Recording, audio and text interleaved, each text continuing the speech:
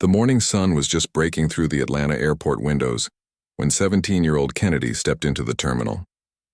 Her heart was racing with excitement and nerves all mixed together. Today was the day she'd been dreaming about for months. She had a college interview at one of the best universities in New York, and this was her chance to change everything for her family.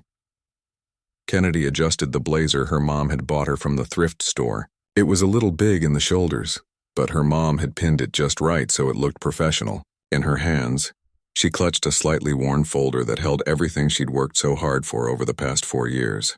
Inside were her report cards showing straight-A grades, certificates from debate competitions where she'd won first place, letters of recommendation from teachers who believed in her, and photos of her volunteering at the community center every weekend. Her grandmother had driven her to the airport at 5 in the morning, insisting on walking her all the way to security. Before letting her go, Grandma had held both of Kennedy's hands tight and looked her straight in the eyes. "Baby, you remember what I always tell you. Keep your head up, stay calm no matter what happens, and never forget who you are and where you come from. You're going to do amazing things." Kennedy smiled at the memory as she walked down the jetway toward Flight 447. She'd never been to New York before, never been on a plane by herself either, but she wasn't going to let fear hold her back. This interview could mean a full scholarship. It could mean her mom wouldn't have to work 2 jobs anymore. It could mean her little brother could see that college was possible for him too. When she stepped onto the plane, Kennedy was hit by that strange airplane smell, a mix of recycled air and cleaning products. She found her seat number and carefully made her way down the narrow aisle, trying not to bump into anyone. Her seat was in row 23, right in the middle of the economy section. She didn't mind. She was just grateful to be here. Kennedy lifted her carry-on bag to put it in the overhead compartment. The bag was heavier than she expected, packed with an extra outfit for the interview, her portfolio, some snacks her mom had insisted she take, and a good luck card her little brother had made with crayons. She stood on her tiptoes trying to slide the bag into the small space. That's when she heard the voice, sharp, loud, and angry. "Excuse me, what do you think you're doing?" Kennedy turned around to see a flight attendant standing there with her arms crossed. The woman's name tag read Patricia. She was probably in her 50s with her hair pulled back so tight it looked painful, and her lips pressed together in a thin line. "I'm just putting my bag up," Kennedy said politely, a little confused by the harsh tone. "You're blocking the entire aisle," Patricia snapped, her voice carrying through the cabin. "Other passengers need to get through. You can't just stand there taking your time like you own the place." Kennedy felt her cheeks get hot. She looked behind her and saw that, yes, a few people were waiting to get past, but they didn't look angry. One man even gave her a sympathetic smile. She quickly tried to shove the bag in faster, but her hands were shaking now from embarrassment. "I'm sorry. I'm almost done," Kennedy said quietly, finally getting the bag to fit. "Almost done isn't good enough," Patricia said, even louder now. Kennedy could feel dozens of eyes on her from nearby seats. "You need to be more considerate. We have a schedule to keep, and we can't have passengers creating disturbances before we even take off." Kennedy wanted to disappear. She could hear people whispering. Some were looking at their phones like they were trying to pretend they weren't listening. Others were staring openly, watching the scene unfold. "I understand. I'm sorry," Kennedy repeated, even though she didn't really know what she was apologizing for. She'd seen at least 3 other passengers take longer to store their bags, and Patricia had stood there smiling patiently, even helping an older man organize his things. Patricia leaned in closer, and her next words came out in a harsh whisper that somehow felt even worse than the shouting. "People like you always cause problems on flights. Always the last aboard, always taking up space, always making a scene." Kennedy froze. The words hit her like a punch to the stomach. "People like you." She knew exactly what that meant. She'd heard variations of it before, at the fancy private school where she was one of only a handful of black students on scholarship, in stores where security guards followed her down aisles, in her advanced classes where some people seemed surprised she could keep up, but never like this.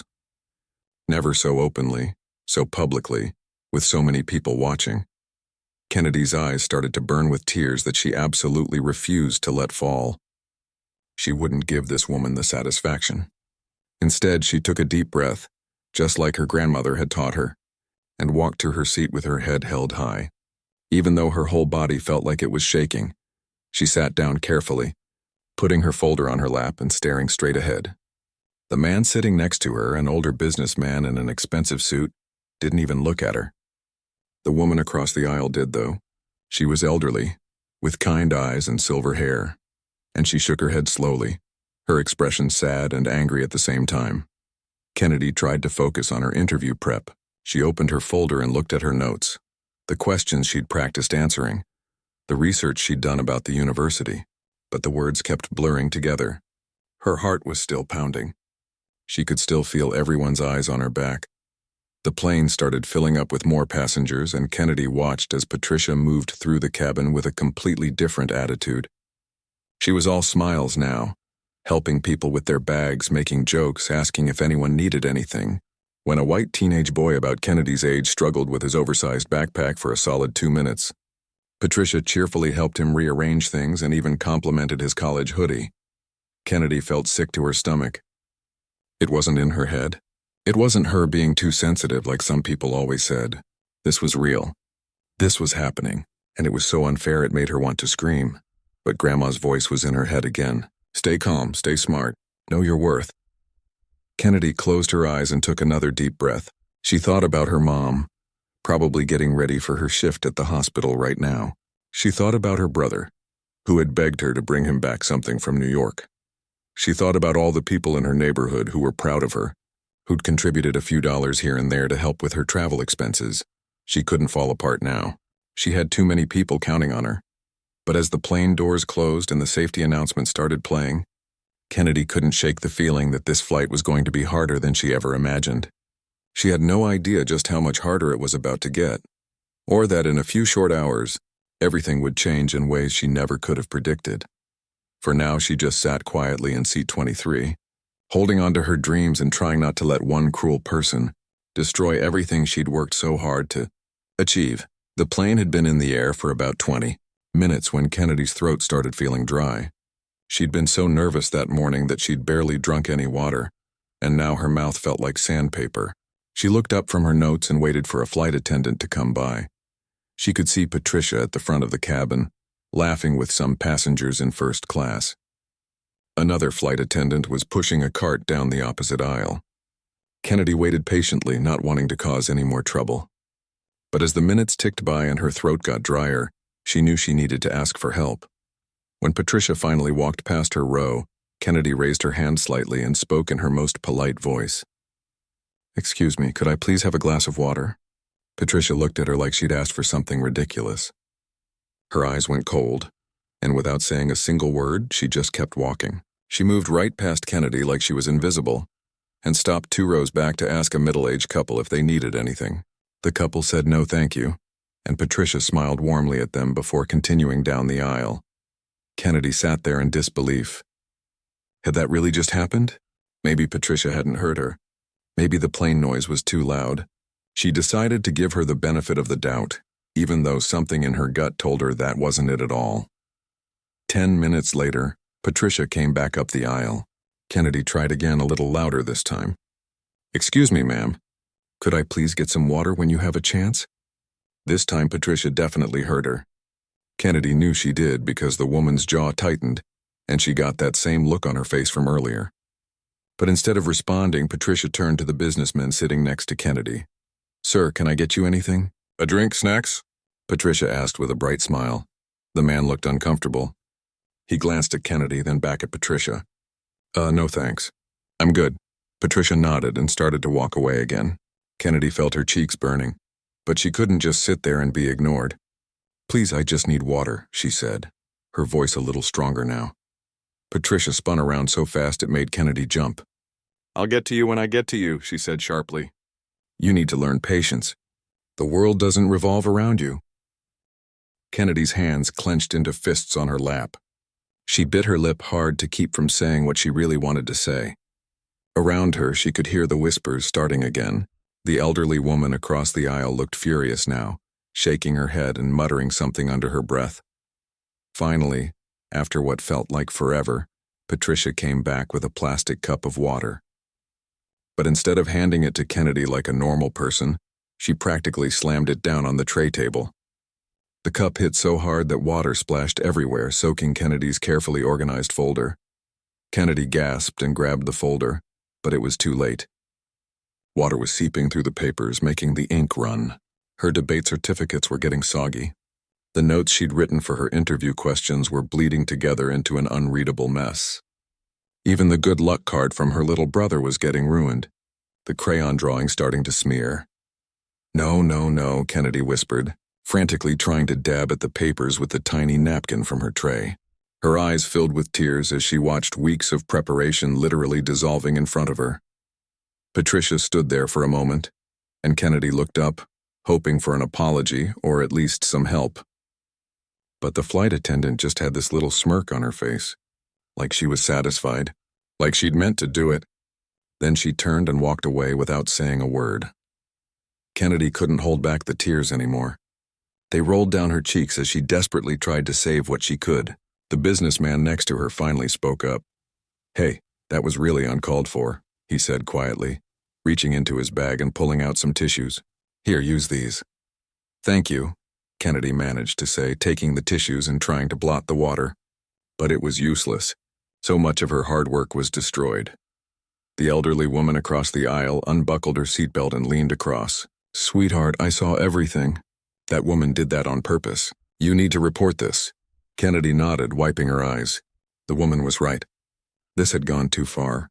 She pressed the call button above her seat and waited. A different flight attendant came over, a younger guy who looked friendly enough. "Hi, I need to make a complaint," Kennedy started, her voice shaky. "The other flight attendant has been really rude to me, and she just spilled water all over my important documents." Before the young man could even respond, Patricia appeared out of nowhere. "Is there a problem here?" she asked, but she was looking at Kennedy with such hostility that it made the air feel heavy. "Yes, there is," Kennedy said, trying to keep her voice steady. "You've been treating me unfairly since I got on this plane, and you just destroyed my interview materials." Patricia's face twisted into this expression of fake shock. "Excuse me? I have been nothing but professional. You, on the other hand, have been difficult from the moment you boarded." Kennedy's mouth dropped open. "What? I haven't done anything." "You blocked the aisle during boarding," Patricia said, her voice getting louder. "You've been demanding and impatient, and now you're making false accusations against me." "That's not true," Kennedy said, her own voice rising now. She couldn't believe what she was hearing. This woman was lying right to her face. "Young lady, I'm going to need you to lower your voice and calm down," Patricia said, and the way she said it made Kennedy sound like she was the one causing problems. "If you continue to be aggressive and disruptive, I'll have no choice but to inform the captain. We can make an emergency landing if necessary." Kennedy felt like she'd been slapped. Aggressive? Disruptive? She was the victim here. She looked around at the other passengers, and some were nodding along with Patricia's words. They believed her. They actually believed that Kennedy was the problem. But then she saw something that gave her a tiny bit of hope. Several people had their phones out.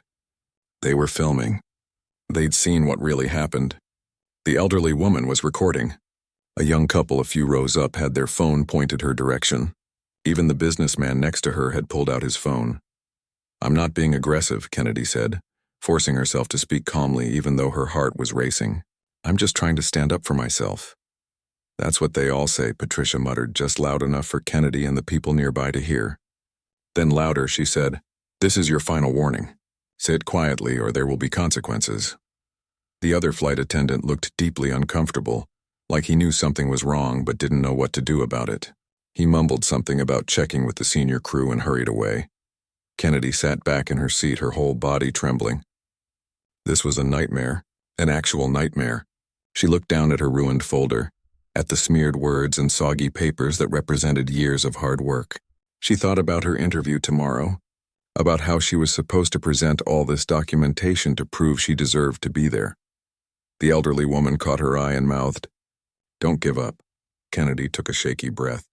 She thought about her grandmother's words that morning. "Stay calm, stay smart, know your worth." And then she thought about something else her grandmother had told her once. After Kennedy had dealt with a racist teacher at school, "Baby," Grandma had said, "sometimes being calm and being quiet are two different things. You can keep your dignity and still fight back. You just have to be smart about it." Kennedy reached into her pocket and pulled out her phone. Her hands were still shaking, but her mind was suddenly crystal clear. She knew exactly what she needed to do. She knew exactly who she needed to call. Patricia was standing near the front of the cabin now, talking to another flight attendant and occasionally glancing back at Kennedy with that same satisfied smirk on her face. She had no idea what was about to happen. She had no idea who Kennedy really was, or more importantly, who Kennedy's family was. As Kennedy scrolled through her contacts and found the name she was looking for, she felt something shift inside her. The fear and humiliation started to transform into something else. Something stronger. She wasn't just fighting for herself anymore. She was fighting for every person who'd ever been treated this way and couldn't fight back. Her finger hovered over the call button. One call. That's all it would take. One call to change everything. Kennedy pressed dial and lifted the phone to her ear, her eyes locked on Patricia's back. The flight attendant had no idea that in about 30 seconds, this whole situation was about to flip completely upside down. The phone rang once, twice. Kennedy's heart was pounding so hard she could hear it in her ears. She watched Patricia laughing with another flight attendant near the front galley, completely unaware that her world was about to change. On the third ring, a deep, calm voice answered. "This is Captain Johnson." Kennedy's voice came out smaller than she wanted it to. "Dad, I need you." There was a pause, just a brief one, but Kennedy could hear the immediate shift in her father's tone. 25 years of being a pilot had trained him to go from relaxed to focused in a heartbeat. "Kennedy, baby, what's wrong? Are you okay?" His voice was urgent but controlled. "I'm okay, but Dad, there's a flight attendant who—" Kennedy started, but she didn't get to finish. Patricia had apparently noticed her on the phone and was marching down the aisle toward her, her face red with anger. "I told you to settle down." "You cannot be making phone calls and causing more disruptions." She reached out like she was going to grab the phone right out of Kennedy's hand. But Kennedy pulled back and spoke clearly into the phone, loud enough for everyone nearby to hear. "Dad, I'm on flight 447. A flight attendant named Patricia has been harassing me since I boarded. She spilled water on my interview documents and now she's threatening me." Patricia's hand froze in midair. The color drained from her face so fast it was almost funny. Almost. Kennedy watched as the reality of the situation started to sink in for the woman. "I'm in first class. Seat 2A. Her father's voice came through the phone, sharp and commanding now. "Don't hang up. I'm coming right now." Kennedy heard movement through the phone, then her dad's voice speaking to someone else. "Excuse me, I need to get through." "Family emergency." Patricia was standing completely still now, her mouth opening and closing like a fish. The other passengers were starting to realize something big was happening. The elderly woman across the aisle had a knowing smile on her face. The businessman next to Kennedy sat up straighter, suddenly very interested. Then Kennedy saw him. Her dad, Captain Raymond Johnson, came striding down the aisle in his full pilot uniform. He was a tall man, built solid from his years in the Air Force before becoming a commercial pilot. His uniform was crisp, his shoulders back, and his face carried an expression Kennedy had only seen a few times in her life. He was absolutely furious, but in that controlled, terrifying way that somehow felt worse than yelling. The entire cabin seemed to go quiet. Even the hum of the engine seemed to fade into the background. Every single person was watching as Captain Johnson walked straight toward his daughter. Patricia tried to speak. "Captain Johnson, I didn't know. She didn't say—" He held up one hand and Patricia's mouth snapped shut. Captain Johnson didn't even look at her yet. He came straight to Kennedy, leaning down to check on her. "Are you hurt? Did she touch you?" His voice was gentle with Kennedy, his eyes scanning her face with concern. "No, Dad, I'm okay. Just upset." Kennedy gestured to her ruined folder on the tray table. "She destroyed my interview stuff." Captain Johnson picked up the soggy papers, looking at the smeared ink and water damage. His jaw clenched. Then he stood up to his full height and finally turned to face Patricia. The flight attendant looked like she wanted to disappear into the floor. "What's your name and employee number?" he asked, his voice professional but ice cold. "Patricia Henley, employee number 47829, she stammered. "Sir, I can explain. There was a misunderstanding." "A misunderstanding?" Captain Johnson repeated, his eyebrows going up. "Let me tell you what I understand. From what I've observed since boarding this aircraft, and from what multiple passengers have likely recorded on their devices, You have engaged in discriminatory behavior, harassment of a minor, destruction of personal property, and false accusations. Is that about right?" Patricia's eyes went wide. She looked around desperately like she was hoping someone would help her. The other flight attendant who had been standing with her earlier had quietly backed away. "I was just doing my job." Maintaining order on the aircraft, Patricia tried. Her voice weak now. "Maintaining order?" Captain Johnson's voice got a little louder. "By targeting a 17-year-old girl who was doing nothing wrong?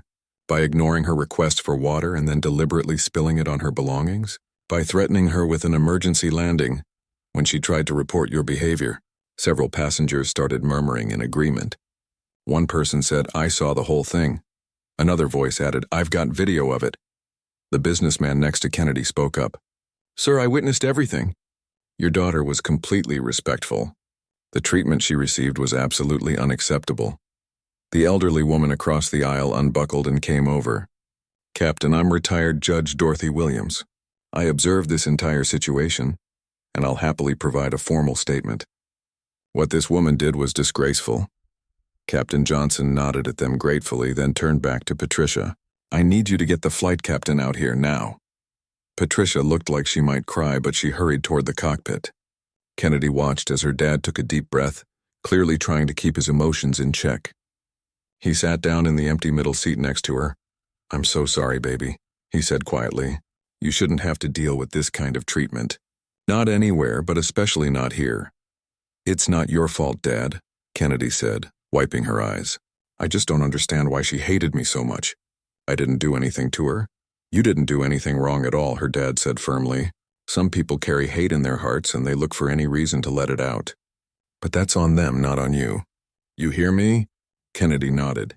She felt safer now with her dad here, but she also felt sad. Sad that this kind of thing still happened. Sad that she'd had to call her dad to protect her. Sad that just being herself on an airplane could turn into such a nightmare.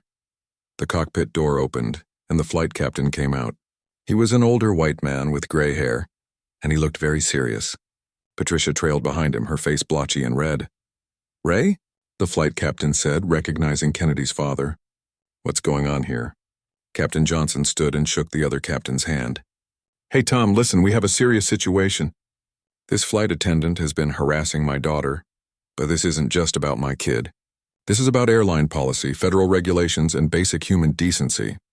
Tom looked at Patricia, then at Kennedy, then at the crowd of passengers all watching intently. "Tell me everything," so Captain Johnson did. He laid out everything Kennedy had told him on the phone. Then he asked the other passengers to share what they saw.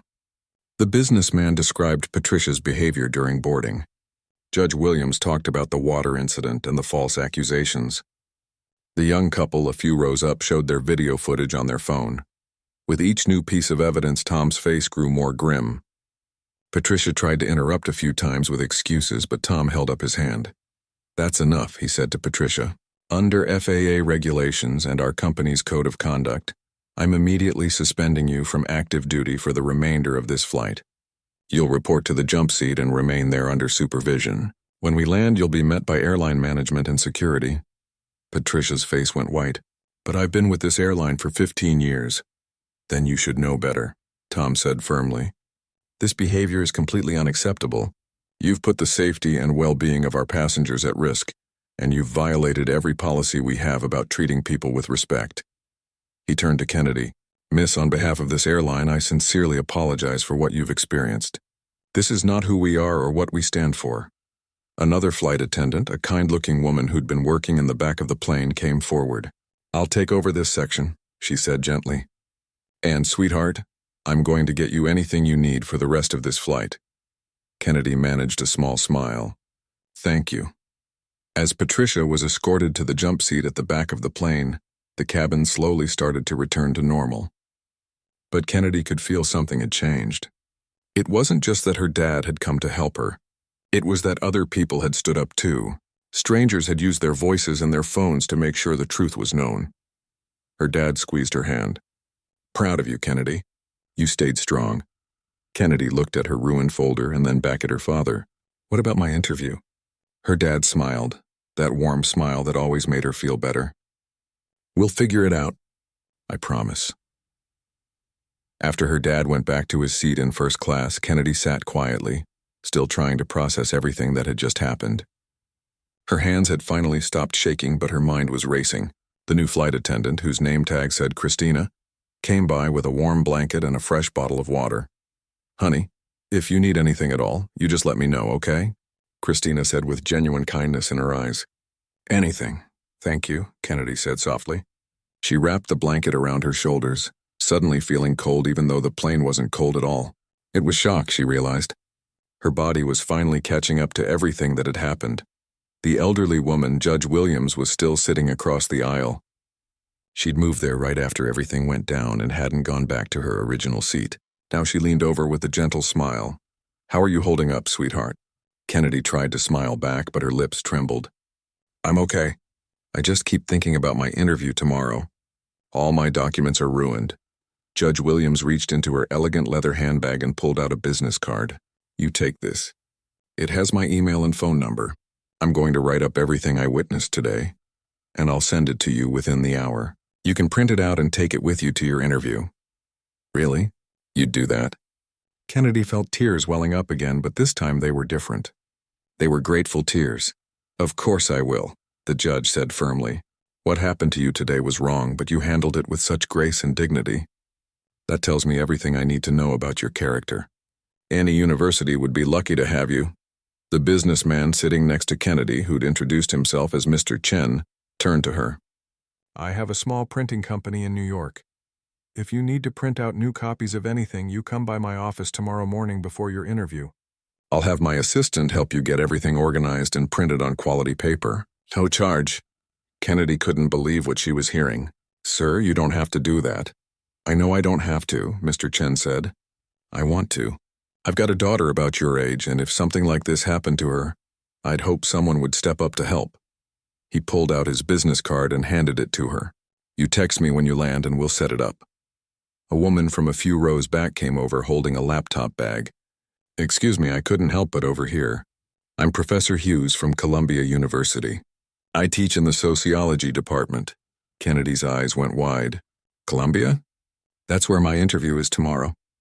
Professor Hughes smiled. "I thought I heard you mention that earlier. Listen, I don't know what program you're interviewing for, but I want you to know that what you demonstrated today, staying calm under pressure, standing up for yourself with dignity, knowing when to ask for help, those are exactly the qualities we look for in our students." "Thank you," Kennedy managed to say, feeling overwhelmed by all the kindness surrounding her. "That means so much. Here's my card too," the professor said. "Email me tonight with details about your interview. I'll make sure the admissions office knows about the situation with your documents. They'll understand." As Professor Hughes went back to her seat, a young couple who'd been recording the incident earlier came over. The woman spoke first. "Hey, we just wanted you to know that we uploaded the video to a private cloud and we're happy to share it with you if you need it for any kind of report or legal stuff. What that flight attendant did was so wrong." Her boyfriend nodded. "Yeah, and we already sent a complaint to the airline through their app. We included screenshots from our video. Other people are doing it too. There's no way they can sweep this under the rug." Kennedy thanked them, feeling a mix of emotions. Part of her wished this had never happened at all. But another part of her was deeply moved by how many strangers had become allies in just a few minutes. They didn't have to help. They didn't have to get involved. But they did. Christina came back with a tray. "Okay, I grabbed some things from first class for you. We've got sandwiches, fruit cookies, and some juice. You need to eat something, sweetie." Kennedy realized she was actually hungry. She hadn't eaten since the bagel her mom had made her eat at 4 in the morning. She took a sandwich and bit into it, surprised by how good it tasted. Judge Williams pulled out her tablet and started typing. "I'm writing that statement now while everything is fresh in my mind. I've been a judge for 30 years, so I know exactly what kind of details matter. This will be thorough, I promise you." As Kennedy ate, she noticed something else happening in the cabin. People were talking to each other. Not just about what happened, but really talking. The incident had somehow broken down the usual airplane silence where everyone pretends the person next to them doesn't exist. A teenage boy from a few rows up came over shyly. Hi. I just wanted to say I think you're really brave. Last year, something similar happened to my older sister at a store, and she was too scared to say anything." She still regrets it, but you stood up for yourself. Thank you, Kennedy said. I almost didn't. I was really scared. But you did it anyway, the boy said. That's what brave means, right? Being scared but doing it anyway. After he left, Mr. Chen chuckled softly. That kid's right, you know. You've probably inspired half the people on this plane today without even realizing it. Kennedy hadn't thought about it that way. She'd just been trying to survive the situation, trying not to fall apart, but maybe that was enough. Maybe that was actually something important. Her phone buzzed. It was a text from her dad. How are you doing, baby girl? I'm going to stay up here so you can have some space, but I'm watching and I'm here if you need me. Kennedy texted back. I'm okay, Dad. Thank you for coming. Love you? Love you more, he replied. And Kennedy? Your mom called. News is already spreading. Your video is going viral. We'll talk about it when we land, but I want you to be prepared. Kennedy's stomach dropped. Viral? She looked around the cabin nervously. Several people were on their phones, and she realized they were probably posting about what happened. This was going to be bigger than just one flight, bigger than just her complaint to the airline. Judge Williams must have noticed her expression. Don't worry, dear. The truth is on your side. And sometimes stories like this need to be told, not for revenge, but so that change can happen. I just wanted to go to my interview, Kennedy said quietly. I didn't want to be some viral video. I know, the judge said kindly. But sometimes life has other plans. The question is, what are you going to do with this platform if you end up having one? Kennedy thought about that. She thought about all the times she'd seen videos of people being treated unfairly and had felt helpless, wishing she could do something. She thought about her little brother and all the young black kids who'd have to navigate a world that wasn't always fair to them. She thought about her grandmother's words about being calm and smart and knowing your worth. Maybe this wasn't just about her anymore. Maybe it was about something bigger. Professor Hughes came back over, her phone in her hand. Kennedy, I just got off the phone with my department chair. She saw what's happening online already. She wants you to know that regardless of how your scheduled interview goes, Columbia is interested in your story. The way you handled this situation demonstrates leadership, resilience, and character. Kennedy felt tears rolling down her cheeks again. I can't believe this is happening. Believe it, Mr. Chen said with a warm smile. You turned something terrible into something powerful. That's a gift. Christina came by again, this time with a whole bag of snacks. These are from the other passengers. Everyone wanted to contribute something. We've got chocolates, chips, granola bars, even someone's homemade cookies they were bringing to their grandkids. She laughed. This whole plane has basically adopted you. Kennedy looked around at all these people, these strangers who'd become something like family in the span of an hour. She saw kind faces, supportive smiles, and nods of encouragement. Even people who hadn't come over to talk were giving her thumbs up from their seats. The pilot's voice came over the intercom. Ladies and gentlemen, we're beginning our descent into New York. We should be landing in about 20 minutes. Flight attendants, please prepare the cabin for arrival. 20 minutes. In 20 minutes, this flight would be over. But Kennedy knew that the impact of what happened today was just beginning. Her phone kept buzzing with texts from friends who'd seen the videos online. Her mom had sent a long message saying how proud she was. Even her little brother had texted, "You're famous." "You're so cool." Judge Williams handed Kennedy her tablet. "There, my statement is finished. I'm emailing it to you now. You've got a federal judge as a witness, sweetheart. That carries weight." As the plane descended, Kennedy looked out the window at New York City coming into view. She'd been so excited this morning, dreaming about her future. Now everything felt different, bigger, more uncertain, but also more full of possibility. She still had her interview tomorrow. She still had dreams of college and making her family proud. But now she also had something else, a story of standing up for herself, and a plane full of people who'd stood up with her. Whatever came next, Kennedy knew she wouldn't face it alone. The plane touched down at JFK Airport with a gentle thud, and Kennedy felt her stomach flip. Not from the landing, but from what she knew was waiting outside that aircraft door. Her phone had been buzzing non-stop during the descent. The videos from the flight had exploded across social media. Millions of views in just an hour. News outlets were already reaching out for interviews. As the plane taxied to the gate, the captain's voice came over the speaker one last time. "Ladies and gentlemen, we've been asked to remain seated for a few moments after we reach the gate. There will be airline personnel boarding to handle an administrative matter. We appreciate your patience." Kennedy knew that administrative matter meant Patricia. She glanced toward the back of the plane where the flight attendant had been sitting in the jump seat for the past hour, supervised and silent. Kennedy almost felt sorry for her. Almost. But then she remembered the cruelty in Patricia's eyes, the deliberate way she'd spilled that water, and the sympathy faded. The plane stopped at the gate, but nobody stood up. Everyone stayed in their seats, waiting. Kennedy saw her dad coming down the aisle from first class. He squeezed into the seat next to her that Mr. Chen had kindly vacated. "You ready for this?" her dad asked quietly, putting his arm around her shoulders. "I don't know what this even is anymore," Kennedy admitted. "Everything's happening so fast." "I know, baby. But remember, you didn't do anything wrong. You stood up for yourself, and that's something to be proud of." The aircraft door opened, and several people in business suits came aboard.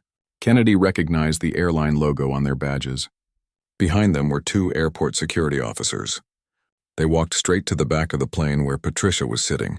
Kennedy couldn't hear what they were saying, but she could see Patricia's face crumbling. The woman was crying now, being escorted off the plane by security. As they passed Kennedy's row, Patricia looked at her. For just a second, their eyes met. Kennedy didn't see hatred anymore. She saw fear and regret, but it was too late for that now. After Patricia was removed, one of the airline executives, a black woman in her 50s, came to Kennedy's row. She crouched down in the aisle so she could look Kennedy in the eye. "Miss Johnson, my name is Veronica Hart. I'm the Vice President of Customer Experience for the airline. First, I want to apologize personally for what you experienced today. What happened to you was completely unacceptable and goes against everything our company stands for." Kennedy nodded, not sure what to say. "We've already begun a full investigation," Veronica continued. "The employee in question has been suspended without pay, and based on the evidence we've seen, including multiple passenger videos, she will likely be terminated. We're also reviewing our training procedures and discrimination reporting systems." "Thank you," Kennedy said softly. Veronica handed her a folder. "This contains a formal apology letter, compensation for your troubles, and direct contact information for me personally. If you need anything, and I mean anything, you call me. We're also prepared to cover any costs related to replacing your damaged documents and materials." After Veronica left, the passengers were finally allowed to deplane, but something unexpected happened. As Kennedy stood up to leave, people started clapping. It started with Judge Williams, then Mr. Chen joined in, then Professor Hughes, and within seconds the entire cabin was applauding. Kennedy felt her cheeks burn, but this time it wasn't from shame. It was from overwhelming emotion. These strangers, these beautiful, kind strangers, were celebrating her. Not because she'd wanted any of this, but because she'd survived it with grace. Her dad squeezed her hand as they walked down the aisle. People patted her shoulder as she passed, whispering words of encouragement. "You did good, young lady. Stay strong. We're proud of you." When they reached the gate area, Kennedy saw news cameras. Her heart sank. Her dad stepped in front of her protectively. "No interviews today," he said firmly to the reporters trying to approach. "Give her some space." Airport security helped them navigate through the crowd, and soon they were in a quiet corner of the terminal. Judge Williams, Mr. Chen, and Professor Hughes had followed them, creating a protective circle around Kennedy. "Let's get you to your hotel," her dad said. "You need to rest before tomorrow." "Wait," Kennedy said. She turned to the three people who'd helped her most on the flight. "I don't know how to thank you all. You didn't have to do any of this." Judge Williams pulled Kennedy into a gentle hug. "Yes, we did. Because that's what people do when they see injustice. They step up. Remember that, Kennedy. And remember that you stepped up first." Mr. Chen smiled. "Don't forget you come by my office tomorrow morning at 8. We'll get all your documents printed and organized. I already texted my assistant." Professor Hughes wrote something on the back of her business card. "This is my personal cell phone. You call me after your interview tomorrow. I want to hear how it goes." After they said their goodbyes and exchanged contact information, Kennedy and her dad finally made it to their hotel. The moment the hotel room door closed behind them, Kennedy collapsed onto the bed, exhausted in every possible way. Her dad sat down next to her. "Your mom's been calling. Half your school has been texting. Your little brother thinks you're a superhero now." Kennedy laughed, but it turned into tears. All the emotion she'd been holding back came flooding out. Her dad just held her while she cried, not saying anything. just being there like he'd always been. When she finally stopped crying, Kennedy sat up and wiped her eyes. "Dad, what if my interview goes badly tomorrow? What if they think I'm some kind of troublemaker? Then they don't deserve you," her dad said simply. "But I don't think that's going to happen. I think you're going to walk in there tomorrow and show them exactly who you are. A strong, intelligent, brave young woman who knows her worth." The next morning, Kennedy woke up early. She went to Mr. Chen's office just like he'd said, and true to his word, his assistant had everything ready. They reprinted all her documents on beautiful professional paper. They even printed out Judge Williams's witness statement and the formal apology from the airline. Her interview was at 10 o'clock. Kennedy put on her blazer, the one her mom had pinned just right, and took a deep breath before walking into the Columbia University admissions building. The admissions officer who greeted her was a kind-looking woman named Dr. Patel. "Kennedy Johnson? We've been expecting you. Come in, please." Kennedy sat down, her folder in her lap, ready to explain about the damaged documents, but Dr. Patel spoke first. "Before we begin the formal interview, I want you to know that we're aware of what happened to you yesterday. The video has been circulating and several of our faculty members, including Professor Hughes, have reached out on your behalf." Kennedy's heart sank. Here it comes, she thought. They're going to reject me because I'm too controversial. But Dr. Patel smiled. "Kennedy, what you demonstrated yesterday was remarkable. Poise under pressure, the courage to stand up for yourself, and the wisdom to ask for help when you needed it. Those are exactly the qualities we look for in Columbia students." The interview lasted an hour. Kennedy talked about her love of debate, her volunteer work, her dreams of becoming a civil rights attorney. She talked about her mom working 2 jobs and her dad flying all over the country. She talked about her community and the people who'd invested in her success. When it was over, Dr. Patel stood and shook Kennedy's hand. "We'll be in touch soon, but I'll tell you this, Kennedy. You impressed me today, and that's not easy to do." 2 weeks later, Kennedy was in her kitchen helping her little brother with his homework. When her phone rang, it was a New York number she didn't recognize. "Hello? Is this Kennedy Johnson?" "This is Dr. Patel from Columbia University." Kennedy's heart stopped. Her mom looked up from the dishes she was washing. "Baby, who is it?" Kennedy held up one finger, listening intently. "Kennedy, I'm calling to inform you that you've been accepted to Columbia University for the fall semester. Additionally, we're pleased to offer you a full scholarship covering tuition, room, and board." Kennedy's knees gave out.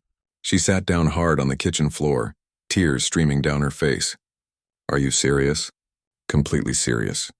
Your application was exceptional, and your interview sealed it. Congratulations, Kennedy. We're thrilled to welcome you to Columbia." After Kennedy hung up, her mom was crying too. Her little brother was jumping around asking what happened. Kennedy called her dad at work and he started crying on the phone, which she'd never heard him do before. But the biggest call was to her grandmother. "Grandma, I got in. Full scholarship." Her grandmother's voice cracked with emotion. "I knew you would, baby. I always knew. You stayed calm, you stayed smart, and you never forgot your worth. I'm so proud of you." 3 months later, Kennedy was invited to speak at the airline's new diversity and inclusion training program. She stood in front of hundreds of airline employees and told her story. Not with anger or bitterness, but with honesty and hope. "What happened to me that day was wrong," Kennedy said. "But what happened afterward showed me the power of people choosing to do the right thing. Judge Williams, Mr. Chen, Professor Hughes, and so many others on that flight could have stayed silent. But they didn't. They used their voices, their phones, their privilege, and their power to stand up for what was right. That's what changed everything." Patricia had been fired by the airline. Kennedy had heard through the news. Part of her felt vindicated, but mostly she just felt sad that someone could carry that much prejudice in their heart. Kennedy kept in touch with everyone from the flight. Judge Williams became a mentor, guiding Kennedy through her first year of college and teaching her about the legal system. Mr. Chen's daughter and Kennedy became friends, even though she went to school in California. Professor Hughes had Kennedy as a student in her Introduction to Sociology class, where they analyzed discrimination in public spaces. Years later, when Kennedy graduated from Columbia and got accepted to law school, she thought back to that flight. To the scared 17-year-old girl who just wanted to get to her interview. To the moment she decided to make that phone call. To all the people who chose to help a stranger. She'd learned something important that day on Flight 447. She'd learned that standing up for yourself doesn't mean standing alone. She'd learned that one person's courage can inspire dozens of others to find their own. And she'd learned that sometimes the worst moments in our lives can lead us exactly where we're meant to be. Kennedy kept her ruined interview folder, water stains and all, in a frame in her apartment.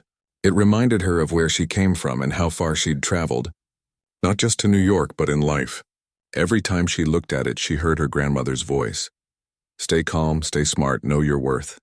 And she smiled because she finally truly understood what that meant.